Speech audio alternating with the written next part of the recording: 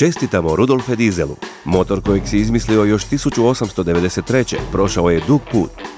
Više nije čađavo klepetalo, nego je tih, izdržljiv i čišći nego ikad. Dizelski motori troše 30% manje nego benzinski, a istovremeno razvijaju znatno veći okretni moment i daju više snage.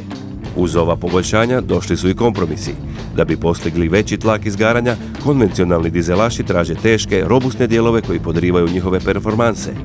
Dok uklanjanje emisije dušikova oksida često zahtjeva skupi ispušni sustav. Upravo zato je Mazda prepoznala veliku priliku za povećanje okretnog momenta, smanjenje potrošnje, težine i štetnih emisija. Prvo, izazvali smo konvencije spuštanjem kompresijskog omjera na najniži u svijetu za neki dizelski motor. Na 14:1. To odgađa izgaranje za pola milisekunde, što je dovoljno da se zrak i gorivo bolje izmiješaju, smanjujući džepove kisika i goriva koji bi inače postali zagađivači. Bingo!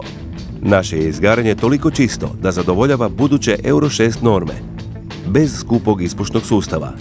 I dok bi inače niska kompresija značila gubitak učinkovitosti, mi smo je zapravo unaprijedili zbog našeg početka od nule. To nam je omogućilo optimizaciju vremena izgaranja, što nam je dalo duži i učinkovitiji takt ekspanzije. Još jedan izazov kod dizelaša s niskom kompresijom je paljenje smjese kada motor nije zagrijan.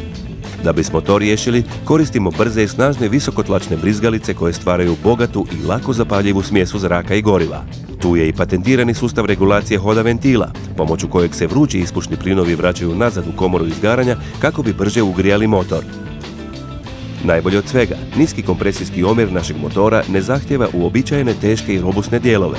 Težinu motora smanjili smo za 10%, koristeći lakšu radilicu i klipove te lakši aluminijski blok umjesto teškog odljevanog željeza.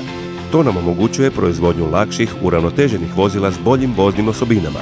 Mehaničko trenje također je smanjeno, što je snizilo potrošnju goriva i povisilo crvenu zonu na čak 5200 okretaja u minuti. Kada smo završili, dobili smo profinjenu zvijer s većim okretnim momentom pri nižim i višim režimima rada te 20% nižu potrošnju goriva nego kod prethodnika. Dvostruki turbopunjač omogućava 2,2 litrenom SkyActiv D motoru performanse 4-litrenog V8 uz čistoću najnovijih benzinskih motora i potrošnju usporedivom s hibridima.